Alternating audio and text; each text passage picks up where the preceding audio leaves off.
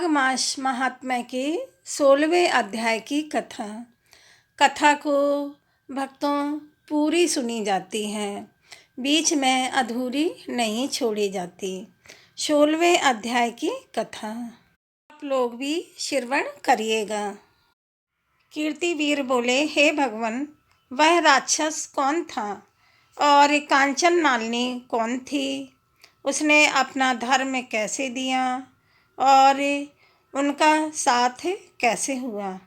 हे ब्रह्मांड, हे ऋषि, अत्रि की संतानों के सूर्य, मुझसे आप मेरे कौतूहल को पूर्ण करते हुए कहिए।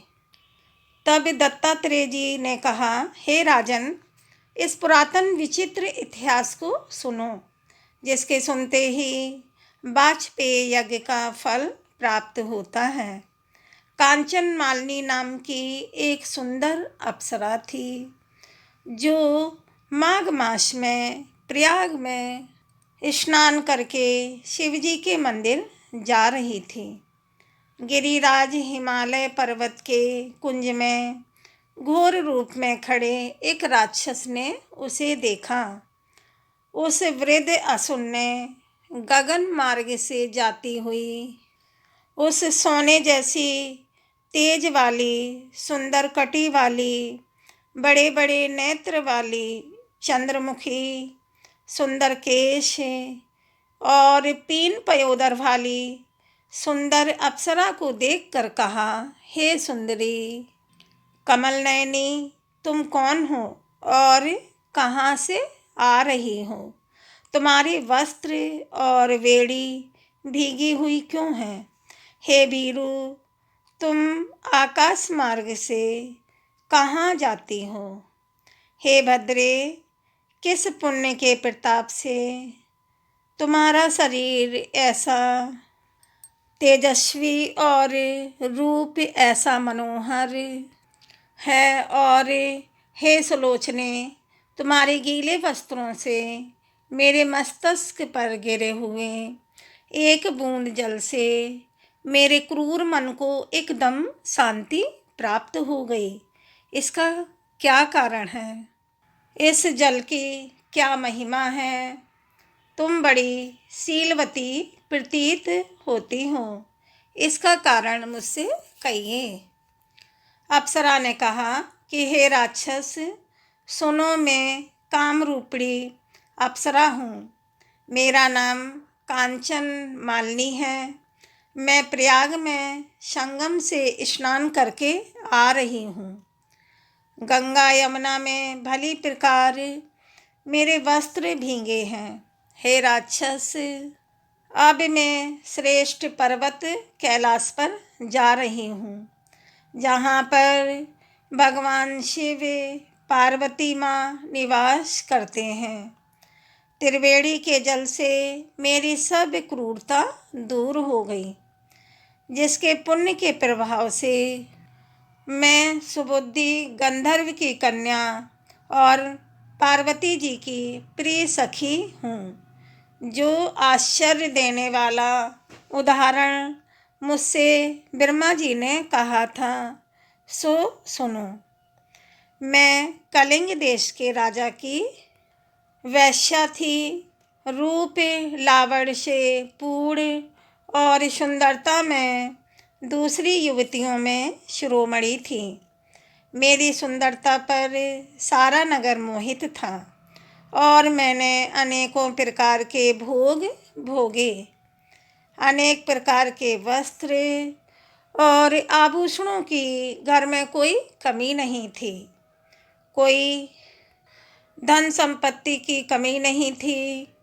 कई कामी पुरुष आपस में स्पर्धा ही से मृत्यु को प्राप्त हो गए। इस तरह उस नगर में बड़ी सुंदरता से यौवन व्यतीत हुआ और मैं वृद्धावस्था को प्राप्त हो गई। तब मेरे मन में विचार उत्पन्न हुआ कि मैंने अपनी सारी आयु पापों में ही व्यतीत कर दी। धर्म का कोई कार्य, दान, तप, यज्ञ आदि नहीं किया।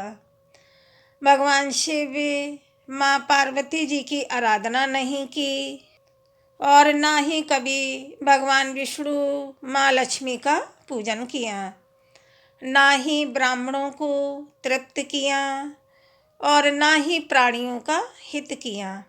हे राक्षस, मैंने बहुत से पाप किए थे, इससे मेरा मन दुखी था। इस तरह बहुत सा विलाप करके मैंने ब्रह्माज्ञ, वेद निपुण और राजा के पुरोहित ब्राह्मण से जाकर पूछा कि निस्तार किस प्रकार होगा।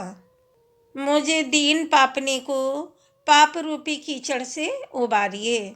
हे ब्राह्मण, हर्ष से मुझ पर दया का जल छिड़किए। साधु सज्जन अच्छे बुरे सभी पर दया करते हैं। इस तरह मेरे करुण वचन सुनकर वे विद्वान ब्राह्मण मुझसे प्रेम पूर्वक बोले, हे सुमुखी, मैं तेरे सब निषिद्ध आचरणों को जानता हूँ। तू मेरी बात मान शीघ्र ही प्रजापति के क्षेत्र प्रयाग में जाकर माघ मास में त्रिवेणी संगम में स्नान करो। परंतु हे भीरु, तीर्थ में मन से भी अशुभ क्रिया का विचार नहीं करना। प्रयाग में स्नान करने से तू अवश्य पवित्र होकर स्वर्ग को जाएगी। हे भामिनी, दूसरे देश में किए हुए पाप उसी वक्त प्रयाग में नष्ट होते हैं। हे भीरु, सुनो, पुराने समय में गौतम ऋषि की स्त्री को देखकर इंद्र ने काम के वशीभूत होकर कपट वेश से उससे भोग किया। इसीलिए ऋषि द्वारा श्राप दिया गया और उसका शरीर अत्यंत लज्जा युक्त हजारों भंगों वाला हो गया।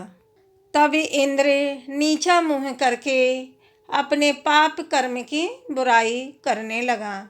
मेरू पर्वत के शिखर पर 100 योजन लंबे स्वच्छ जल वाले सरोवर पर जाकर एक स्वर्ण कमल से भरे हुए कोटर में घुस गया। वहाँ बैठकर अपने को तथा कामदेव को धिक्कारने लगा। काम के पाप से निंदित होकर सब मनुष्य नरक में जाते हैं।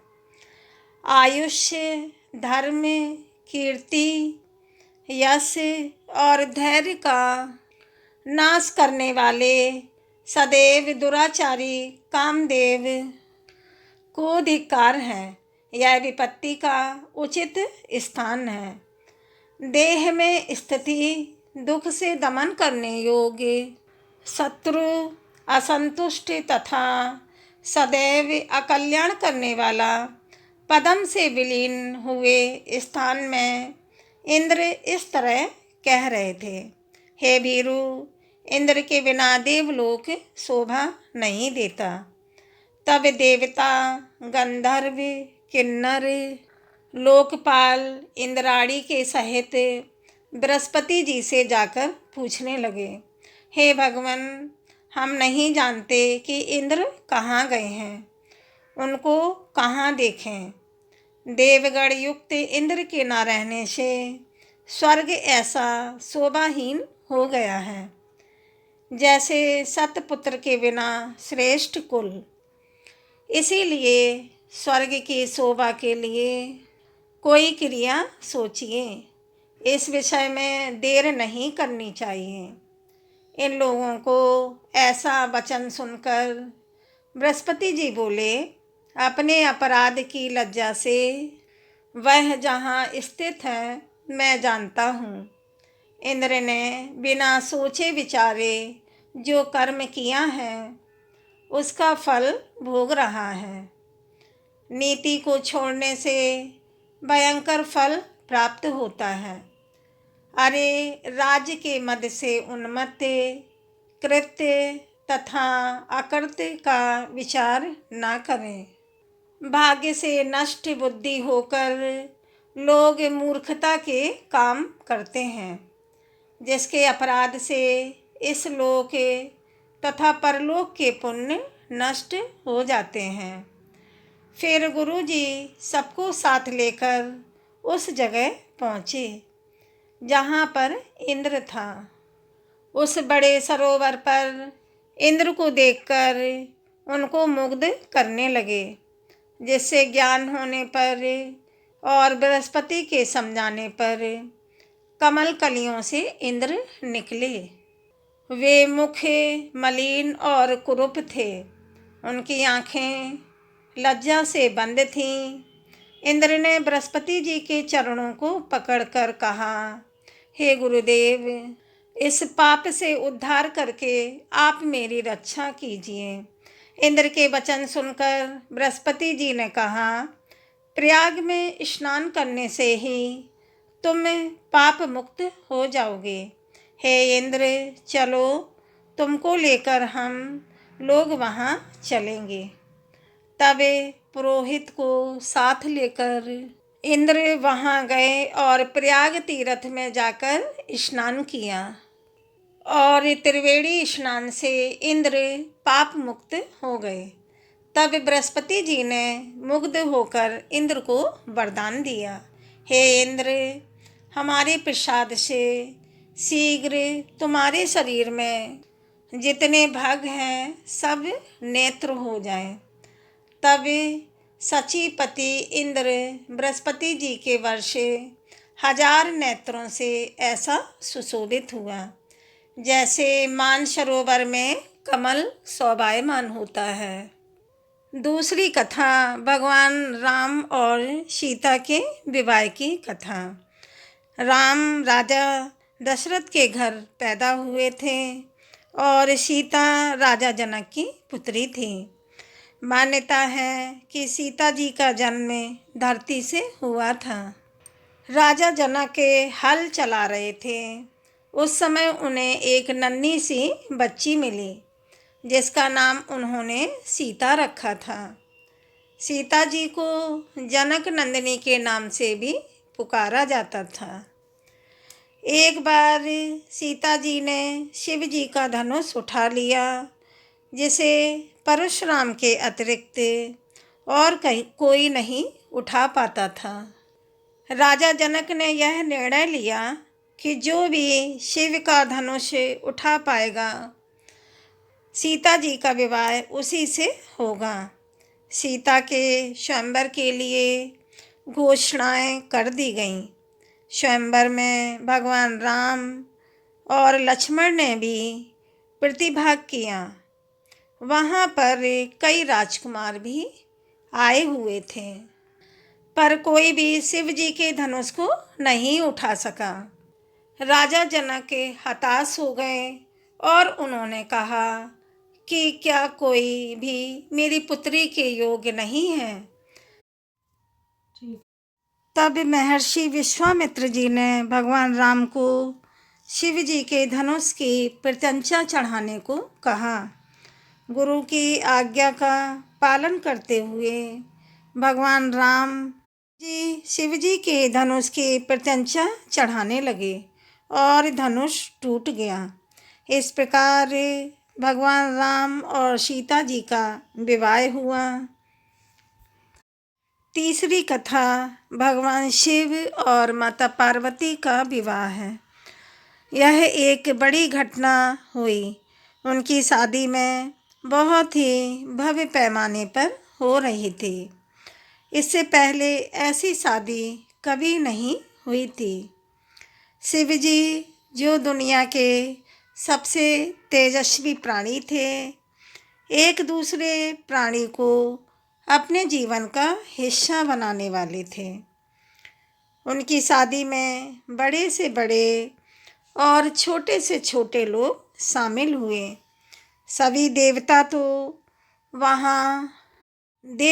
वहाँ मौजूद थे, साथ ही असुर भी वहाँ पहुँचे।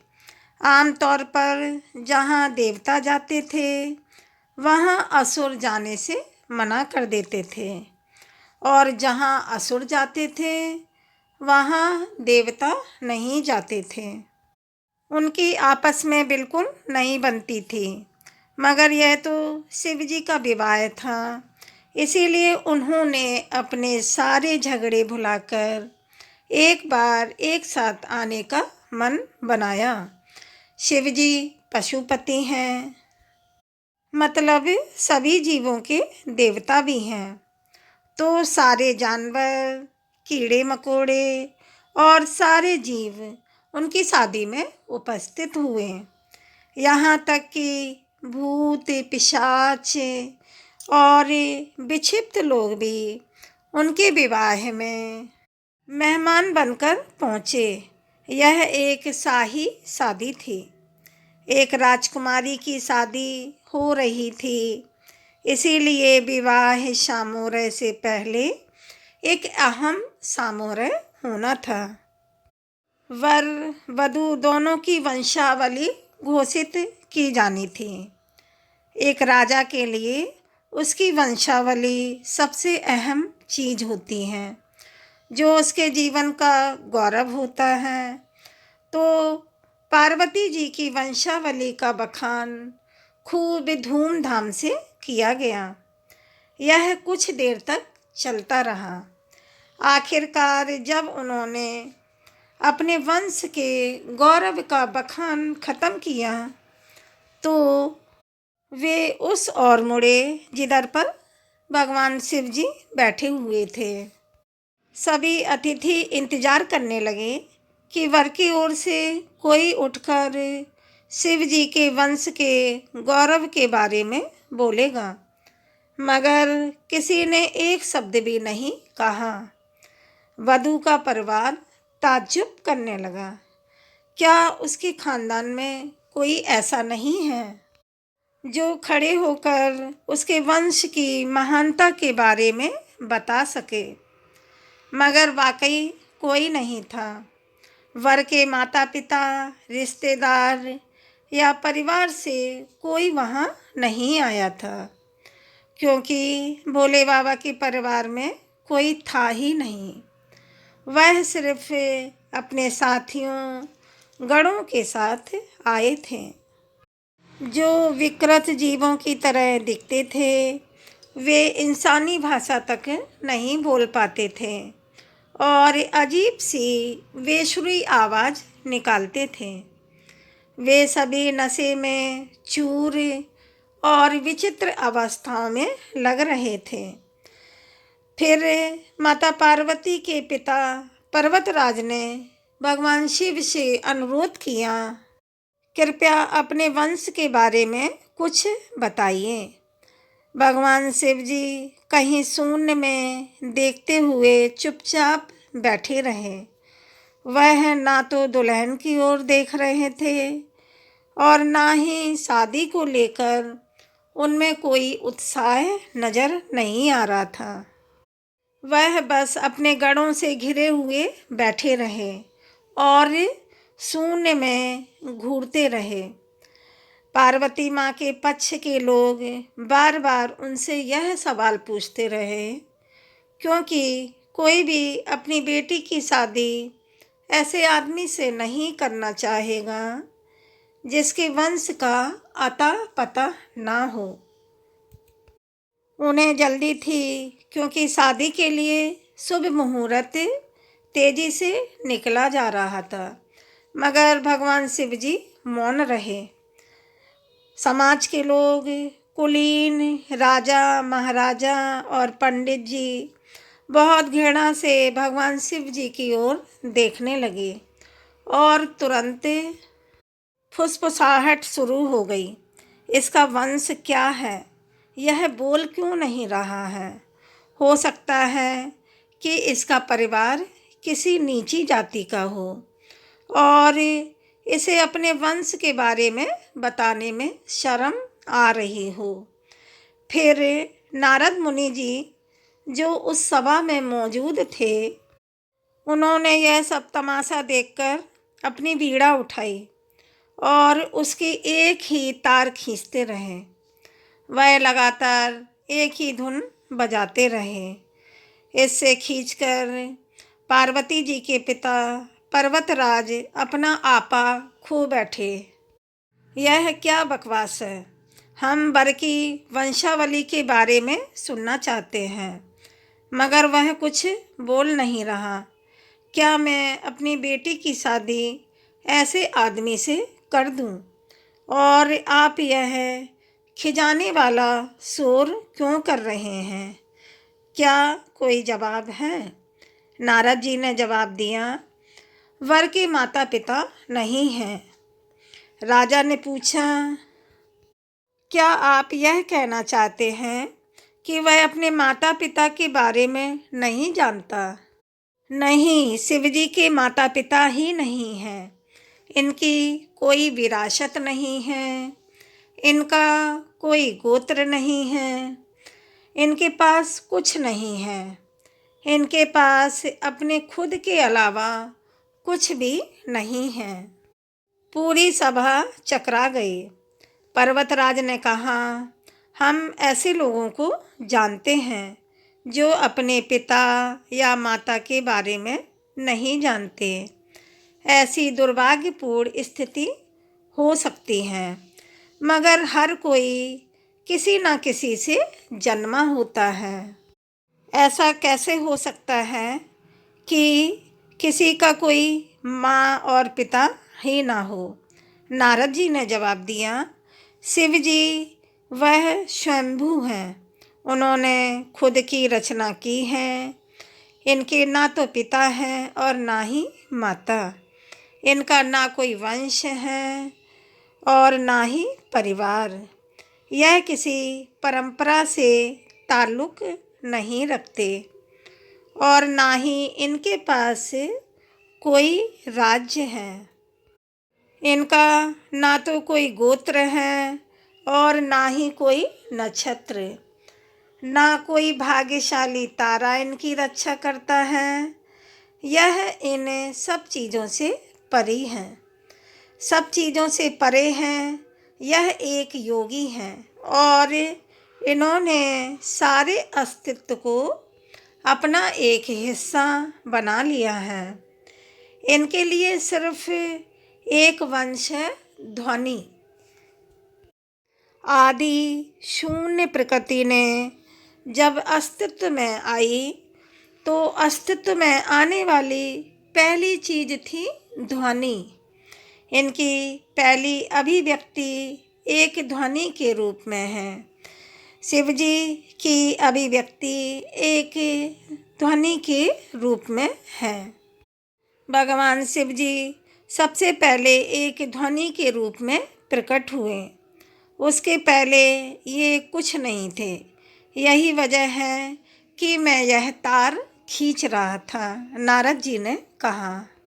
कमेंट में हर हर महादेव लिखें और वीडियो को लाइक शेयर सब्सक्राइब करें। धन्यवाद। राधे राधे।